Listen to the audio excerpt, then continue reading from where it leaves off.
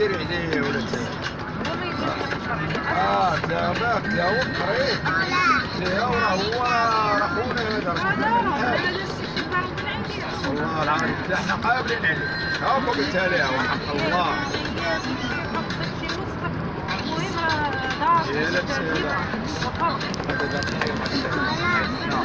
على حرب على بلاده على هنا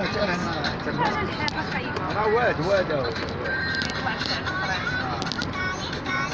راك يطلع على الطريق يا ربي حسنا كنا جايين والما تيدوز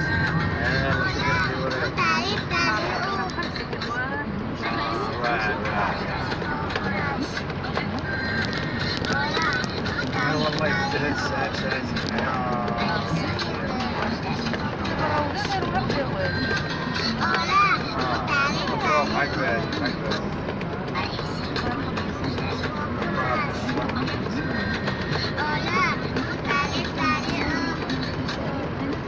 الله يحييك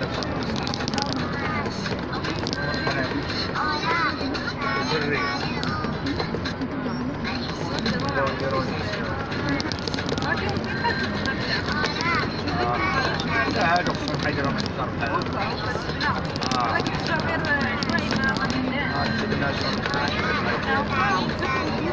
ما يصير بس هذا مرتاح هذا السبب حيقرب تاني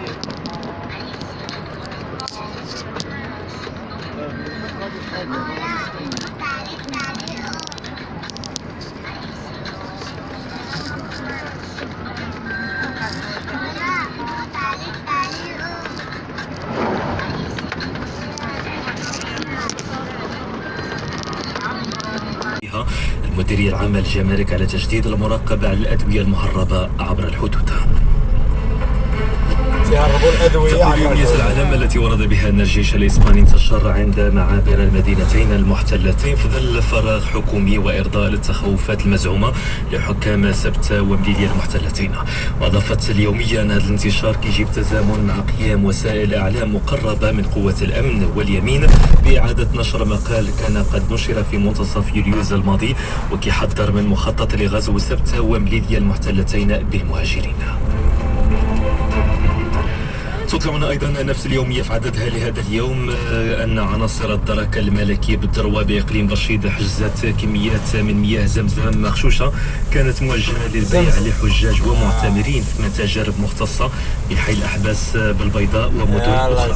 وحسب يومية العالم فإن السلطات المحلية بالدروة دعمت بالتعاون مع عناصر مركز الترابي للدرك الملكي بالمنطقة معملا سريا وقامت بحجز كميات كبيرة من ماء زمزم مغشوش وأكياس من العسل الملكية.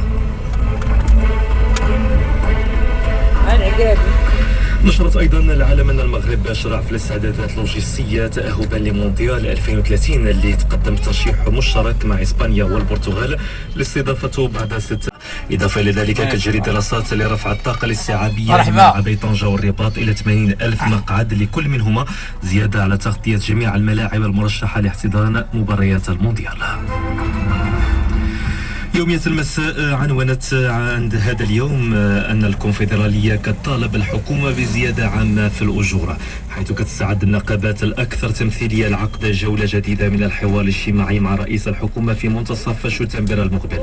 وكشف نائب الكاتب العام للكونفدرالية الديمقراطية للشغل أن الكونفدرالية غادي تجدد المطلب ديال الحكومة من أجل تنفيذ مضامين الاتفاق الاجتماعي خاصة في الشق المتعلق بالزيادة العامة في الأجور وتخفيض الضريبات على الدخل.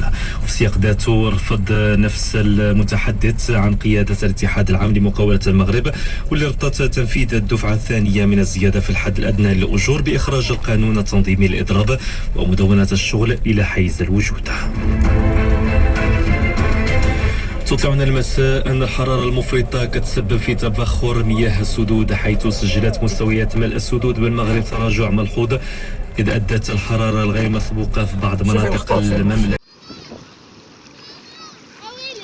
مالكي